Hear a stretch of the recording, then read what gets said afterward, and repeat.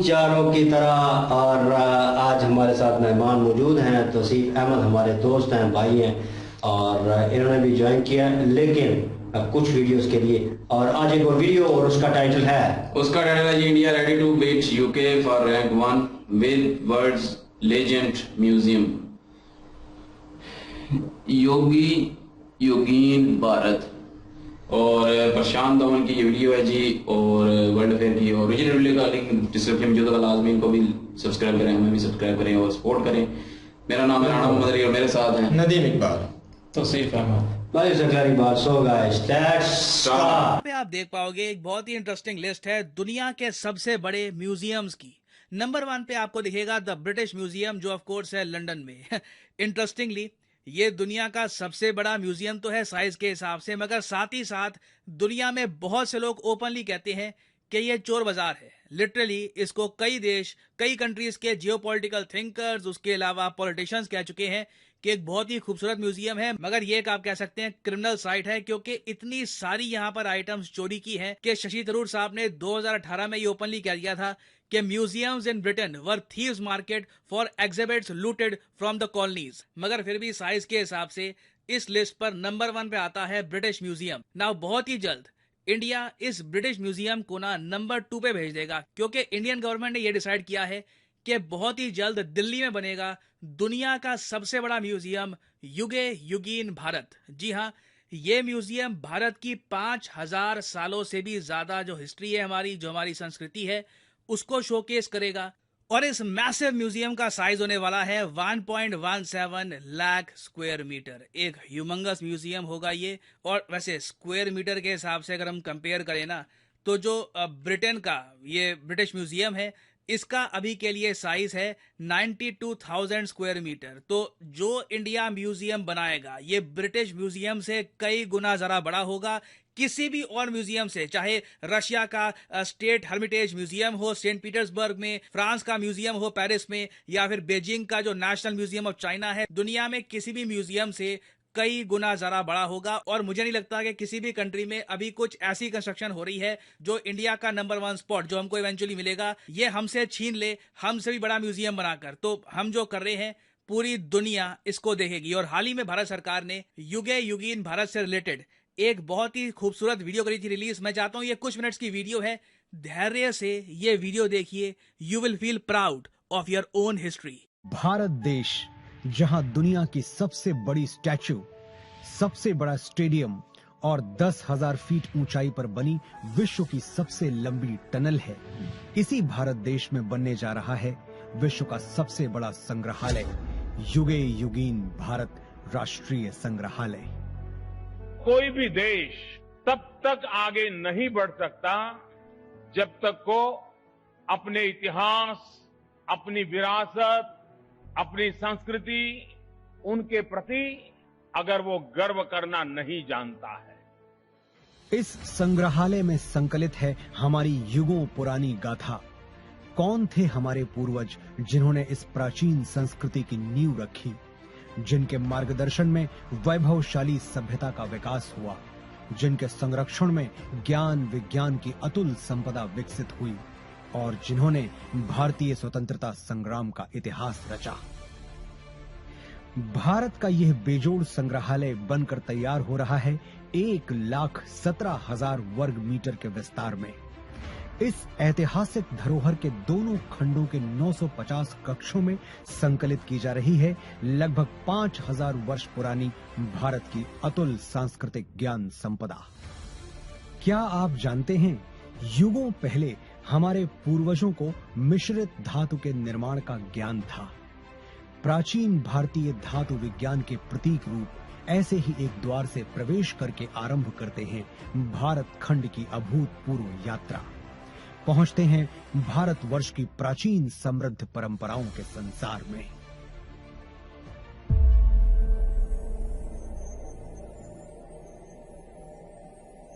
आश्चर्य होता है कि युगों पहले भारत में सुनियोजित नगर व्यवस्था विकसित हो चुकी थी। हम बात कर रहे हैं सिंधु सरस्वती सभ्यता की। क्या कभी सोचा है कि क्यों भारत में पर्वतों, समुद्रों, नदियों और पेड़ों की पूजा होती रही है? क्योंकि हजारों साल पहले भी हमारे विद्वान जानते थे कि जिन पंच तत्वों से सृष्टि का निर्माण हुआ, उन्हीं से सभी प्राणियों की रचना हुई। हजारों वर्ष पूर्व भारत की चारों दिशाओं में पीठों की स्थापना की गई थी, जिसने पूरे राष्ट्र को एक सूत्र में बांधा था।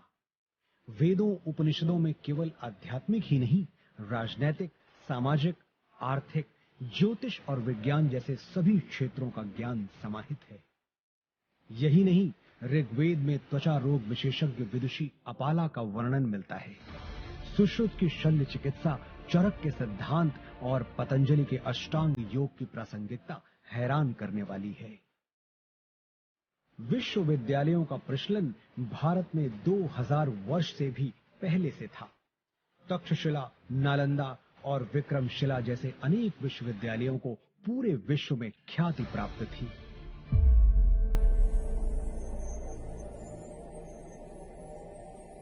वैभवशाली मौर्य साम्राज्य के उत्थान और विस्तार के साथ ही यहाँ सातवाहन, पल्लव और कुषाण, गुप्त वंश का स्वर्णिम काल, राष्ट्रकूट, चालुक्य, चेर, पांड्य वंशों और कश्मीर आदि के शासकों की गौरव गाथाएं संकलित हैं। सोने की चिड़िया भारत का वैभवशाली गुप्त वंश हो या दक्षिण भारत के चोल, चेर, पांड्य वंश, सभी के व्यापारिक संबंध पश्चिम में मिस्र, ग्रीस और रोम तक फैले थे।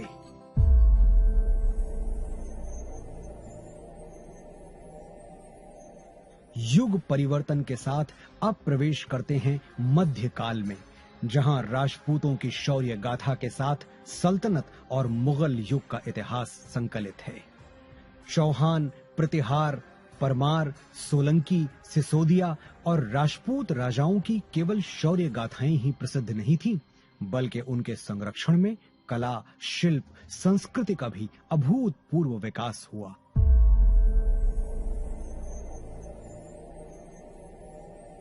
राजपूतों, मराठा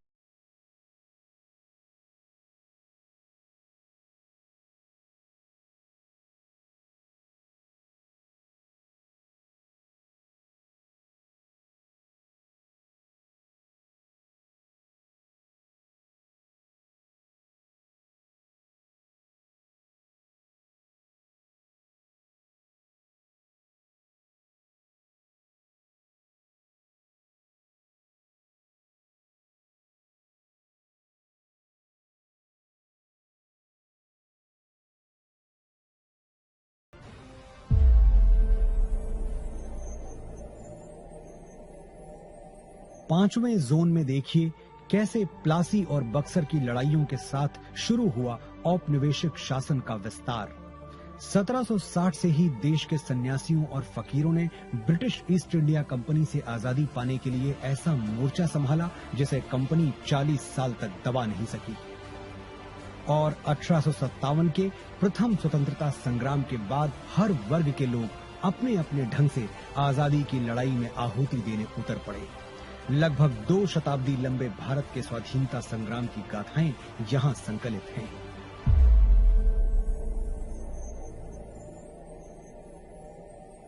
वर्षों के संघर्ष के बाद भारत की आजाद हवा में स्वतंत्रता का तिरंगा लहराया। सच है कि स्वतंत्र भारत के आगे अनेक आर्थिक, सामाजिक चुनौतियां थीं। हर चुनौती को पार करने के लिए, सशक्त राष्ट्र का निर्माण करने के लिए स्वतंत्र भारत ने फिर से राष्ट्र को संप्रभु लोकतांत्रिक गणराज्य बनाया।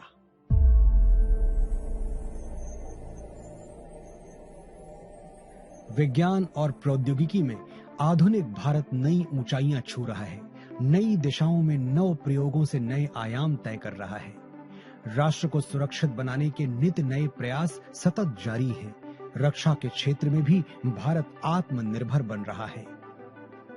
अंतरिक्ष विज्ञान में ऊंची उड़ान, दिन प्रतिदिन बढ़ता डिजिटल संसार, चिकित्सा के क्षेत्र में अद्वितीय योगदान, दिनों दिन होता आर्थिक व्यापारिक विस्तार, शिक्षा का उत्थान, प्रसार इस जोन के अन्य कक्षों में क्रमशः संकलित है।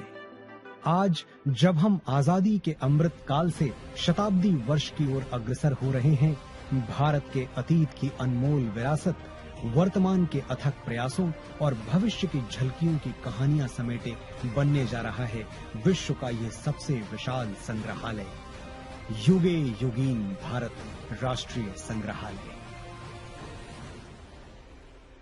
ना मैं जानता हूँ काफी लंबी वीडियो थी, मगर इसमें से कुछ मैं एडिट आउट करता ना तो कुछ इंपॉर्टेंट रह जाता, तो इसलिए मैंने डिसाइड किया कि I should let you guys watch all of this. और देखिए, ये म्यूजियम आज के समय हम बनाना इसलिए भी स्टार्ट कर रहे हैं क्योंकि फाइनली इंडिया का स्टैचर दुनिया में इतना बड़ा हो चुका है कि हम वेस्टर्न कंट्रीज के पास जाकर ओपनली कह सकते हैं कि देखिए, हजारों साल पहले की हमारी जो एंशिएंट आर्टिफैक्ट्स हैं, ये किसी ने चुरा कर जबरदस्ती से आपके म्यूजियम में रखी हुई है, हमें ये वापस करिए। और एक टाइम था 1980s में, 1990s में, जब हम यूके को, यूएसए को, बाकी कंट्रीज को ये सब कहते तो वो हमारी अपील इग्नोर कर देते, ये कहकर कि अब तो ये आर्टिफैक्ट हमारा है, ये हमारे म्यूजियम की शान बढ़ाएगा। मगर आज के समय इंडिया की ग्लोबल पोजीशन ऐसी है कि हम यूएस, यूके समेत कई कंट्रीज को कह सकते हैं कि हमारे एंशिएंट आर्टिफैक्ट्स आप वापस लौटाइए। और पिछले 9 सालों में हमने देखा है कि 240 एंशिएंट आर्टिफैक्ट्स दुनिया भर के कंट्रीज से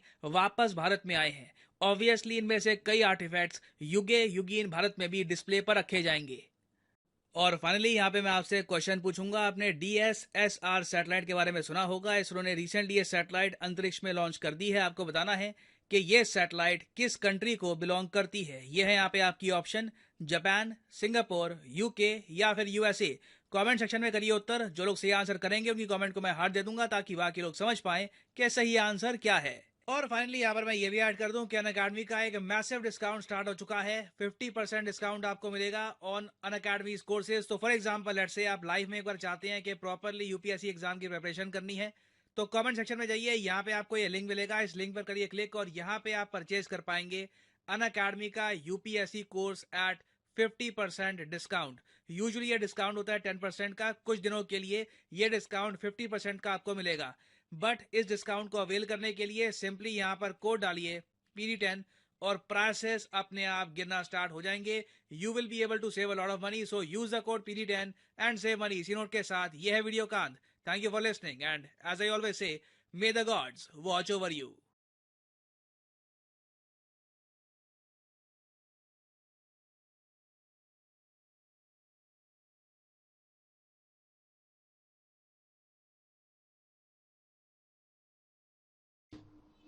जी वाकई जी, ये म्यूजियम काफ़ी बड़ा लग रहा है और काफ़ी सारे जोन इन्होंने बनाए हैं इसमें।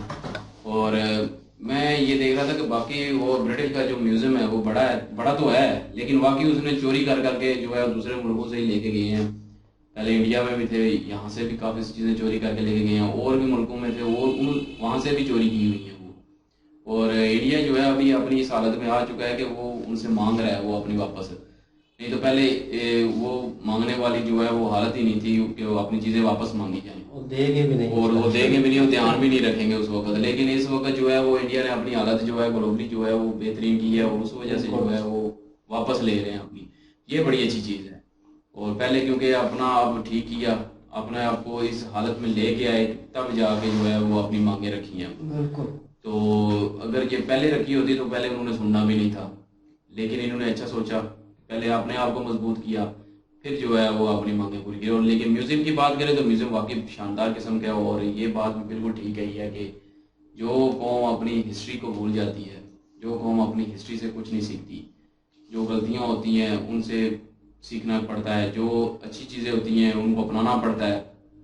तो जो कौम ये सारा कुछ छोड़ देती है और किसी मतलब कह लें कि दुनिया की दौड़ में बस शुरू हो गई और अपना सारा कुछ अतीत भूल गई, और वो जो कहते हैं कि जो उनके जितने भी पुरानी चीज़ें थी, पुराना दौर था, पुराना वक्त था, पुराने बावजदाद कैसे रहते थे, उस सबके पास जानकारी होनी चाहिए आप लोग। और ये मैं खाली इंडिया तो नहीं कहूँगा, क्योंकि पाकिस्तान में पहले वही एक ही था सारा कुछ, और इन सब का भी यही काम है कि अपनी हिस्ट्री को जो है वो लाजमी जाने।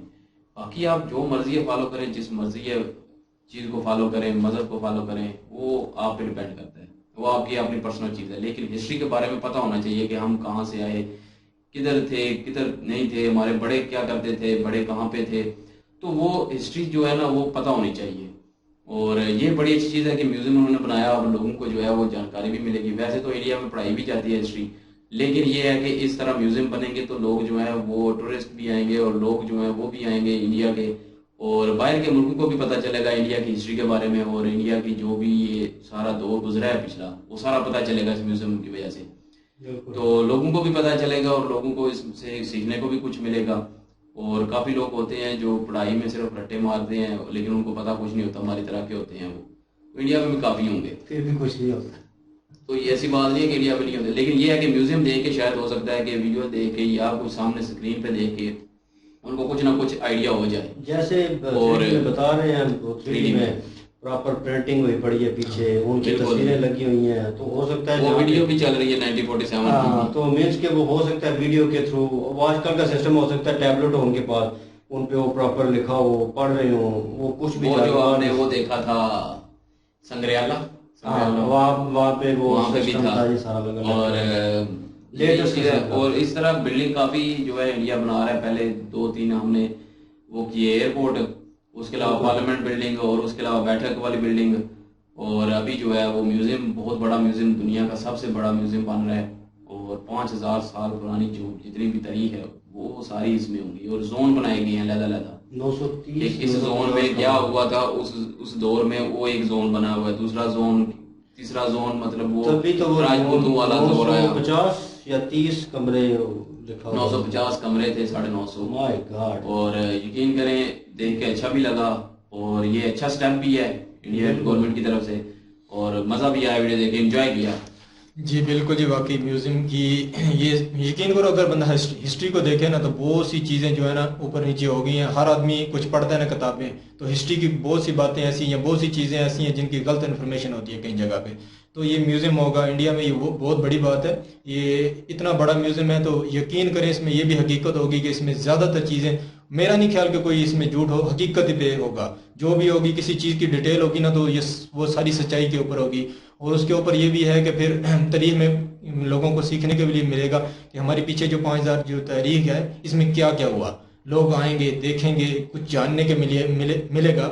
और उसके ऊपर ये बड़ी बात है, ये जो 1947 में हमारा बंटवारा जो हुआ है इसकी भी जो तारीख आएगी ना वहाँ, वो भी हकीकत भी बना पे होगी, किधर गलती हुई, कहाँ से जो हमारे को किधर से पकड़ के ना, हमारे देखो ये हिस्ट्री हमने पीछे की है ना तो उसमें कुछ बातें हमको नहीं मिली थी जो हमारे पाकिस्तान मुसलमानों ने या पाकिस्तान के जो रहनुमा थे बड़े, उन्होंने कुछ गलत की। इसके ऊपर अभी देखो डिटेल तो आनी चाहिए ना, इस जगह जो चीज़ होगी वो उस डिटेल के ऊपर होगी कि क्यों पाकिस्तान का बंटवारा हुआ, किस जगह क्या गलती हुई या किन्होंने इसमें इंतशार फैला के जो गलतियां की थी, ये सारी एक हिस्ट्री इसमें आएगी। इसमें बहुत सी चीज़ें जानने को मिलेंगी। बाकी ये भी होता है कि कोई भी तारीख होती है ना तो इसमें अभी इंडियन की जनरेशन जो नहीं आ रही है ये अलग वे पे चल रही है ना, तो ये जाएंगे, यहाँ देखेंगे, अपनी हिस्ट्री को देखेंगे, बहुत सी चीज़ें इनको सीखने के लिए मिलेंगी। बहुत सी पीछे जो चीज़ें गुजर गई हैं जिनका नहीं पता होगा वो भी सीखने के लिए मिल सकती है। तो मैं वही बात करता हूँ बार बार कई वीडियो में कि इंडिया जो है ना, इनकी जो अभी हुक्मरान बैठे हैं ये हर चीज़ पे फोकस किए हुए हैं, किस चीज़ की अशद ज़रूरत है। तो इस म्यूज़ियम की भी अशद ज़रूरत इसलिए भी है कि मैं भी इससे पहले भी कहा था कि जो ईस्ट इंडिया कंपनी थी ना, भारत से, जो अभी तो भारत है पहले हिंद था ना जब, तो इधर से बहुत सी चीज़ें गई हैं। तो कौन और हीरा ये सबूत है, बड़ी चीज़ है, इसको तो कोई भी नहीं इग्नोर नहीं कर सकता कि वो इधर से नहीं गया। तो वो कौन और हीरा जो इस टाइम बरतानिया में है वो भी इधर इंडिया का हिंद का है। तो ये भी एक वक्त आएगा, इंडिया इतनी पावर में हो जाएगा ज़रूर, वो भी वापस मांग सकता है। तो मजबूर होंगे क्योंकि बहुत सी चीज़ें यहाँ से गई हैं। मैंने पिछले दिनों एक वीडियो देखी थी तो उस पर पूरी डिटेल से बता रहे थे कि हमारे जो मुस्लिम जो थे ना बड़े बड़े, जिनकी तलवारें थी वो भी सारी उधर पड़ी हुई हैं।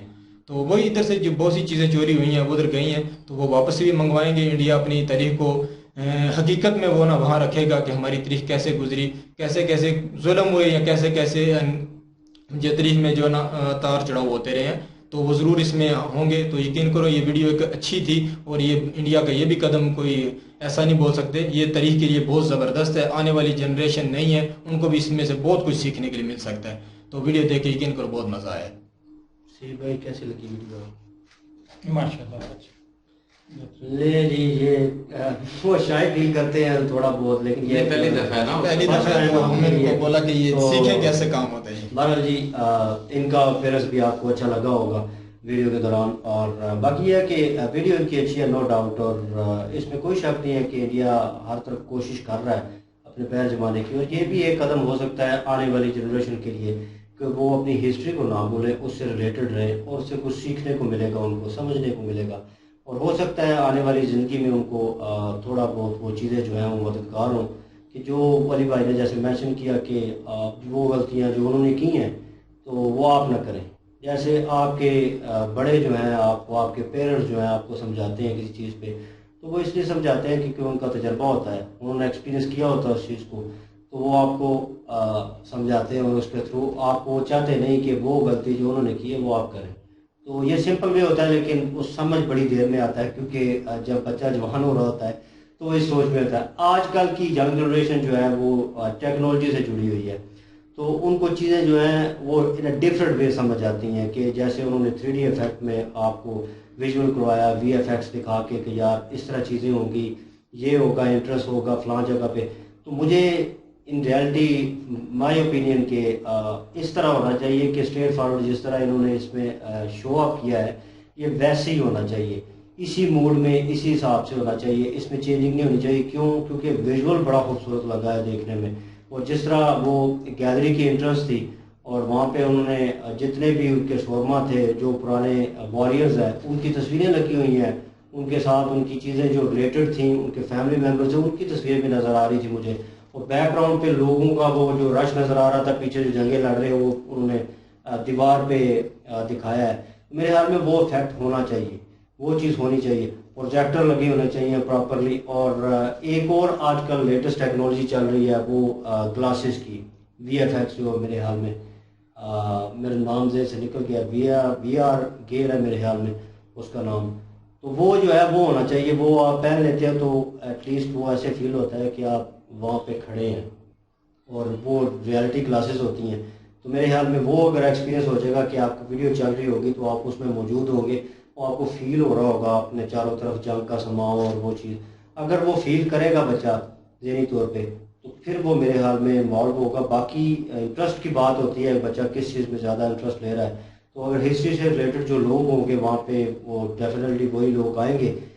लेकिन यह है कि पेरेंट्स कोशिश करेंगे इस चीज़ को कि बच्चे वहाँ पे आएँ और वहाँ पे सीखें आके अपनी हिस्ट्री के बारे में, लोगों के बारे में। जी बिल्कुल, और इन नॉर्मल में भी लोग विजिट करेंगे, ब्लॉगर बहुत सारे जाएंगे वहाँ पे जाके और वीडियो क्रिएट करेंगे, लोगों को बहुत सारा कुछ देखने को मिलेगा और सीखने को मिलेगा। तो मेरे ख्याल में इंडिया जहाँ तक बात रही कि वो अपनी चीज़ें वापस लेता है, वो इस पोजीशन में वाकई है, नो डाउट। और जहाँ तक इन्होंने वो हीरे की बात की, डायमंड की बात की, तो मेरे ख्याल में वो एक प्रॉपर वे में आपके पास वापस आएंगी चीज़ें, और लेकिन लीगल वे में। और उसके बाद इंडिया यही चाहता है कि वो लीगल वे में आए, उसके बाद कोई उस पर हक ना जता सके, वो हमारी हैं तो हमारी हो। तो यहाँ पे एक और हिस्ट्री क्रिएट होने वाली है इंडिया में, और पाकिस्तान में एक और हिस्ट्री क्रिएट हो रही है। वहाँ की तो मैं कहता हूँ कि यार कभी कभार मेरे दिल में आता है कि इंडिया पाकिस्तान वो एक ही होते तो ये हालात, तो ये सिचुएशन ना होती और इन अ डिफरेंट वे होता। लेकिन कुछ लोगों की सोच और है, वो और हिसाब से चलते हैं। तो बहरहाल अपनी अपनी सोच और अपने हिसाब से चलना चाहिए, बहरहाल लोग करते हैं। और ये वीडियो अच्छी थी और इंफॉर्मेशन वाली वीडियो थी, अगेन हमारी तरफ से मुबारकबाद हो जब ये क्लियरली ये बन जाएगा, और उसके बाद वीडियोज़ आएंगी, ब्लॉग्स आएंगे, और हम इंशाल्लाह उस पर रिएक्ट करेंगे अगर हम यूट्यूब पे मौजूद हुए। हमें कोई मसला ना बना, क्योंकि हमारे साथ हमेशा कोई ना कोई पंगा बन जाता है, हमारी चीज़ें भी कोई चोरी करके ले जाता है। खैर और इनके ओरिजिनल वीडियो के लिंक डिस्क्रिप्शन में मौजूद होगी, चाहे विजिट करें, चेक करें, सपोर्ट करें प्लीज़। इनके माध्यम से हमें भी सपोर्ट कर दीजिएगा। इंशाल्लाह मिलते हैं नेक्स्ट वीडियो में, अपना ख्याल रखिएगा, दुआ में याद रखिएगा। तब तक के लिए अल्लाह हाफिज़, पीस।